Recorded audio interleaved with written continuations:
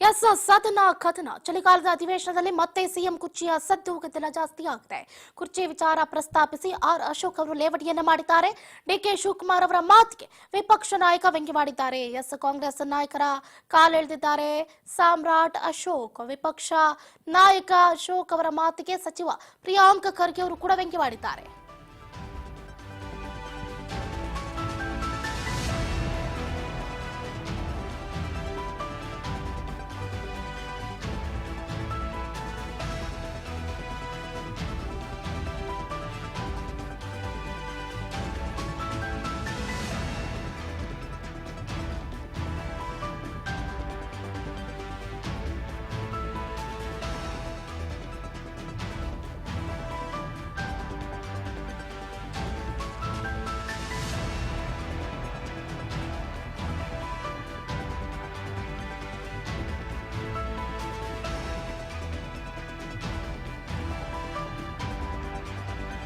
S ಮನೆಯೊಂದು 3 ಬಾಗಿಲಾಗಿದೆ. First ಅದನ್ನ ಸರಿ ಮಾಡ್ಕೊಳ್ಳಿ.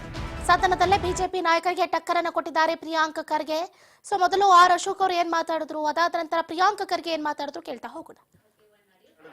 ಅಲ್ಲಲ್ಲ, ನಿಮ್ ಬಗ್ಗೆ ನಾನು ಹೊಗಳ್ತಾ ಇದ್ದೀನಿ. ನೀವೊಂದು ಹೇಳ್ದಿ, ನಮ್ಮ ಅಸ್ಟ್ರಾಲಜಿ ಹೇಳಿದ್ರು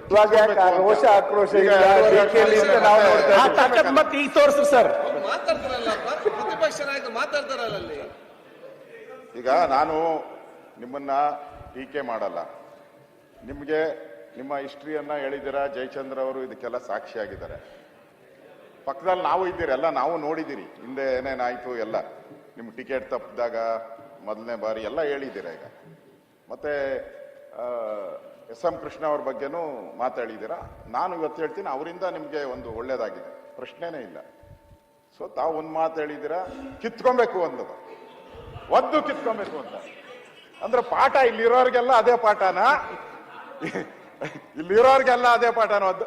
ಈಗ ನೀವು ಯಾವಾಗ ಒದ್ದು ಕಿತ್ಕಂತೀರ ಆ ಪದವಿನ, ಮುಖ್ಯಮಂತ್ರಿ ಪದವಿನ ನೀವೇ ಹೇಳಿದ್ರೆ, ಯಾವಾಗ ಒದ್ದು ಕಿತ್ಕಂತೀರ? ಯಾವಾಗ ಮುಹೂರ್ತ ಫಿಕ್ಸ್ ಮಾಡಿದ್ದಾರೆ? ನಿಮ್ಮ ಜ್ಯೋತಿಷ್ಯರು ನಿಮ್ಗೆ ಒದ್ದು ಕಿತ್ಕೊಬೇಕು ಅಂತ ಹೇಳಿದ್ದಾರೆ. ನನಗಿರೋ ಪ್ರಕಾರ, ನನಗೂ ನೀವೆಲ್ಲಿ ಹೋಗ್ತೀರಾ ನನಗೂ ಗೊತ್ತಿದೆ. ನೀವೆಲ್ಲಿ ಹೋಗ್ತೀರಾ ಅದು ಗೊತ್ತಿದೆ ನನಗೆ ಅವ್ರು ಹೇಳಿದ್ರು. ನನಗೆ ಇವ್ರಿಗೆ ಯಾರು ಇಲ್ಲ, ಹೌದು, ಇವ್ರು ಯಾರಿಗೆ ಹೇಳಿದ್ರು ಅವ್ರು ನನ್ಗೆ ಗೊತ್ತಿದೆ. ಅವ್ರಿಗೆ ಹೇಳಿದ್ರು, ನನಗೆ ಡಿ ಕೆ ಶಿವಕುಮಾರ್ ಅವ್ರಿಗೆ ನಾನು ಹೇಳಿದ್ದೀನಿ, ನೋಡಪ್ಪ ನೀನು ಜನವರಿ ಒಳಗಡೆ ಆದ್ರೆ ಆಗ್ತೀಯಾ, ಇಲ್ಲ ಅಂದ್ರೆ ಆಮೇಲೆ ಕಷ್ಟ ಇದೆ ಅಂತ. ಅದಕ್ಕೆ ಯಾವಾಗ ಒದ್ದು ಕಿತ್ಕೊಂತೀರ, ಜನವರಿ ಒಳಗಡೆ ಒದ್ದು ಕಿತ್ಕೊಂತೀರೋ. ಆಮೇಲೆ ಇವ್ರ ಗ್ರಹಗತಿ ಸರಿ ಇಲ್ಲ, ಗ್ರಹಗತಿ ಸರಿ ಇಲ್ಲ. ನಾನು ಹೇಳ್ತಾ ಇದ್ದೀನಿ, ಜನವರಿ ಒಳಗಡೆ ಆಗುತ್ತೆ. ಅದಕ್ಕೆ ಆದಷ್ಟು ಬೇಗ ನಿಮ್ಮ ಛಲ, ಆ ರೋಷ, ವೇಷ ಎಲ್ಲ ತೋರಿಸಿ ಬೇಗ ಕಿತ್ಕೊಳ್ಳಿ. ಈಗ ಅವರು ಅಶೋಕಣ್ಣ ಈಗ ಅಲ್ಲ, ಇನ್ನು ಹೇಳ್ಬೇಕಾಯ್ತು. ಅವ್ರ ಅಧ್ಯಕ್ಷತೆಯಲ್ಲೇ ಸರ್ಕಾರ ಬಂದಿದ್ದು ಅಂತ, ಕೆಪಿಸಿಸಿ ಅಧ್ಯಕ್ಷರಾಗಿ ಸರ್ಕಾರ ಬಂದಿದ್ದು ಅನ್ನೋದು ಬಿಟ್ಬಿಟ್ರಿ. ಅಲ್ಲಿ ಏನು ಬಿಜೆಪಿನ ವೈಜೆಪಿನ ಬಿಜೆಪಿನ ಅದಕ್ಕೆ ತೀರ್ಮಾನ ಮಾಡ್ಕೊಂಡ್ಬಿಡಿ. ಫಸ್ಟ್ ನಮ್ದು ಬಿಟ್ಬಿಡಿ, ನಮ್ದು ಪಾಡಿಗೆ ನಮ್ದು ನಡ್ಕೊಂಡು ಹೋಗ್ತದೆ. ನೀವಲ್ಲಿ ಒದ್ರೂ ಆಗಲ್ಲ, ಸತ್ರೂ ಆಗಲ್ಲ. ನಿಮ್ ಹೈಕಮಾಂಡ್ ನಿಮ್ ಮಾತು ಕೇಳೋರಲ್ಲ. ಖರ್ಗೆ ಅವ್ರು ಇದ್ದಿದ್ದಿಲ್ಲ, ಚೆನ್ನಾಗಿ ನಡೆದಿತ್ತು.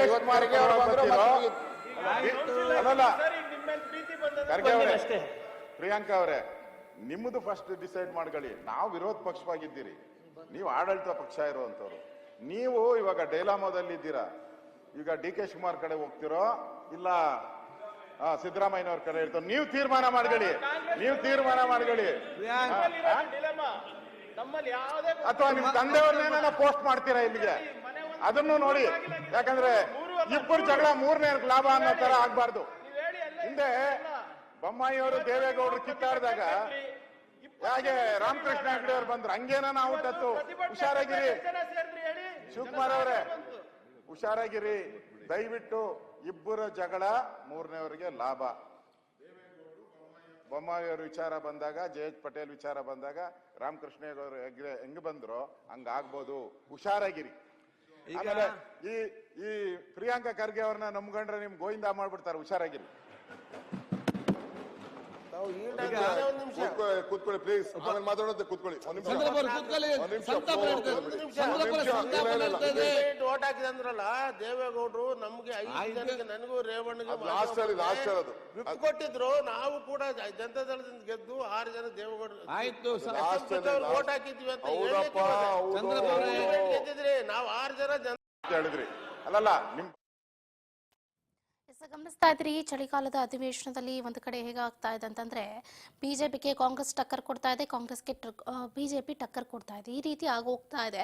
ಅದರಲ್ಲೂ ಮುಖ್ಯವಾಗಿ ಸಿಎಂ ಕುರ್ಚಿಯ ಕಾಳಗ ಇತ್ತೀಚಿನ ದಿನಗಳಲ್ಲಿ ಬಹಳ ಅಂದ್ರೆ ಬಹಳ ದೊಡ್ಡ ಮಟ್ಟದಲ್ಲಿ ಪ್ರಸ್ತಾಪ ಆಗ್ತಾನೆ ಇದೆ. ಯಾವಾಗ ಡಿಸಿಎಂ ಡಿಕೆ ಶಿವಕುಮಾರ್ ಅವರು ಒಂದು ಸಂದರ್ಶನವೊಂದರಲ್ಲಿ ನಾನು ಗಾಂಧಿ ಕುಟುಂಬಕ್ಕೆ ತುಂಬಾ ಲಾಯಲ್ ಆಗಿದ್ದೀನಿ, ಒಂದಲ್ಲ ಒಂದು ದಿನ ನನ್ನ ಕನಸು ಕೂಡ ನನಸಾಗುತ್ತೆ ಅನ್ನುವಂತಹ ಹೇಳಿಕೆಯನ್ನು ಕೊಡುವುದರ ಮುಖಾಂತರ ಎಲ್ಲರ ಹುಬೇರುವಂತೆ ಮಾಡಿದ್ರು. ಅದಾದ ನಂತರ ಡಿಸಿಎಂ ಡಿಕೆ ಶಿವಕುಮಾರ್ ಅವರ ಮಾತಿಗೆ ಸಿಎಂ ಸಿದ್ದರಾಮಯ್ಯರು ಕೂಡ ಹೇಳಿಕೆಯನ್ನು ಕೊಡ್ತಾರೆ. ನೋ ಮೋರ್ ಡಿಸ್ಕಷನ್ ಅಂತ ಯಾವಾಗ ಹೇಳ್ತಾರೋ ಡಿಸಿಎಂ ಡಿಕೆ ಶಿವಕುಮಾರ್ ಅವರು ಕೂಡ ಸೈಲೆಂಟ್ ಆಗ್ತಾರೆ. ಆದ್ರೆ ಆ ವಿಷಯಕ್ಕೆ ಸಂಬಂಧಪಟ್ಟಂತೆ ಶಾಸಕರು ಸಚಿವರು ಒಂದಲ್ಲ ಅಂದ್ರೆ ಒಂದು ಹೇಳಿಕೆಯನ್ನ ಕೊಡ್ತಾ ಇರ್ತಾರೆ.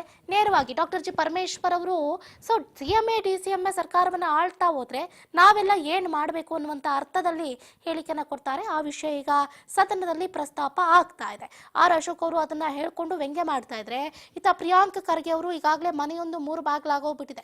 ಒಂದು ಕಡೆ ಯತ್ನಾಳ್ ಬಣ, ಮತ್ತೊಂದು ಕಡೆ ವಿಜಯೇಂದ್ರ ಬಣ, ಇನ್ನೊಂದು ಕಡೆ ರೇಣುಕಾಚಾರ್ಯ ಬಣ ಆಗೋಗ್ಬಿಟ್ಟಿದೆ. ದಯವಿಟ್ಟು ನಿಮ್ಮ ಮನೆಯ ತೂತನ್ನ ನೀವು ಮುಚ್ಕೊಳ್ಳಿ ಅಂತ ಸಚಿವ ಪ್ರಿಯಾಂಕ್ ಖರ್ಗೆ